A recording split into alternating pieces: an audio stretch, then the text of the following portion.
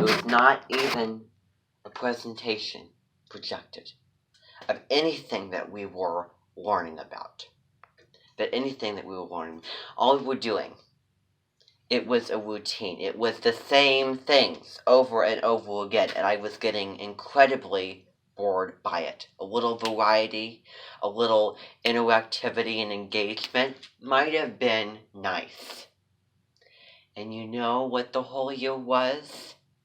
We were doing the same things. We were reading from the book. We were taking notes as a group. We did these little things where we looked at the maps of certain places.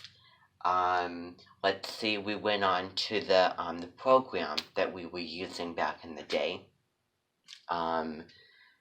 which was in use back in the day. And we had a quiz, and we had the unit test after the whole thing was done. Well, we probably did other things, vocabulary things, but that was all we did.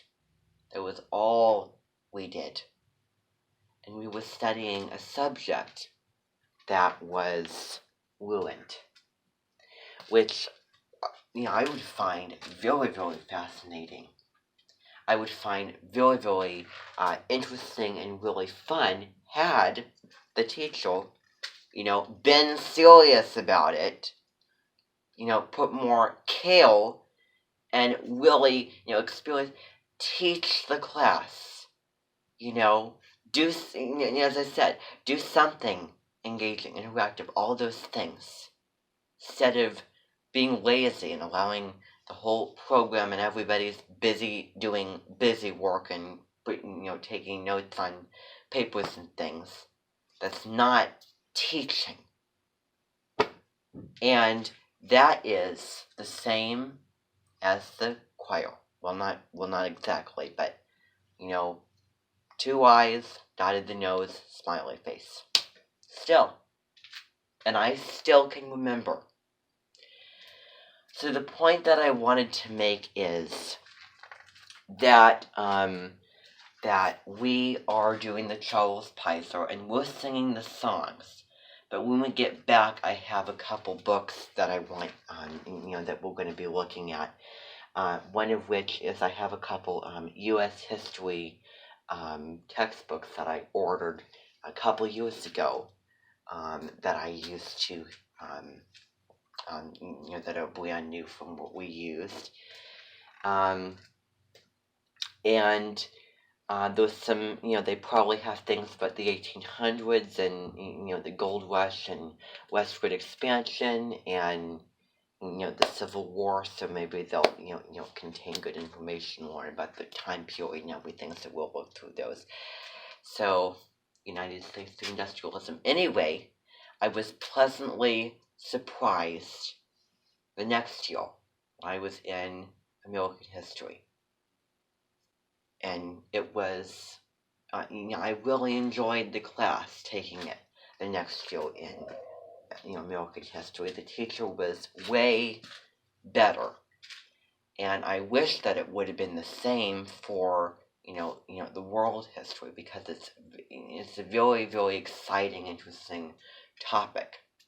And I wish that how I was learning the American history the next year was the same as how, how I would learn the other, back, when we were learning about the, the medieval and other things. Back then they didn't even put emphasis on ancient history. I don't know why, because it's the root of all things. So anyway, that's all I wanted to tell you about my life, about little anecdotes. I know I kind of rambled a little bit, but I want you all to do something, and I want you to think of a time or experience in your life where someone drew a stone, eyes, dotted the nose, and smiley face, and you were underwhelmed and disappointed, and maybe a little bit mad, maybe a little bit annoyed, or another emotion. So I shared my experiences. I want you to find yours. Do you have anything? Do you have any life experiences? With the little metaphor that I was talking about. Okay. Okay. Well, I would think that the Amenton would want to heal. Okay. Good. And I hope that was honest, because I do not like fibbles for someone else's pleasure and making them feel good. And you don't like people to fib, for someone else to feel happy or content or whatever. Just be honest. Just be truthful. It's like it's like you're, and I can tell that all of you were not being like that. But it's a good thing that you weren't sitting there and going, yes, okay, kind of. Okay. Well, anyway, so the very, very last thing that I want to talk to you about is maybe we'll get Anne Green Gables here at the Amenton. I really, really don't know. Maybe not. We'll see. But I want to talk to you about a great book that you all are going to be receiving when we get back to the Amenton. And Deborah Silverman will be joining us. And there will be a new Clubus this Leo season. Remember, I don't have it in the chart, so we're not putting a whole lot of emphasis. I'll put more emphasis on other things. But the book, so I feel like this is not a good enough introduction. So, when we get back, I'm going to tell you more about it. But when we get back, all of you, are going to have Deborah Silverman's book.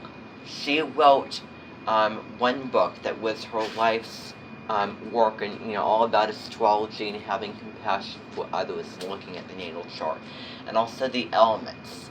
Really pay attention to the elements. When we're talking about astrology, sometimes the most interesting and the most important part of it is just the 4 elements.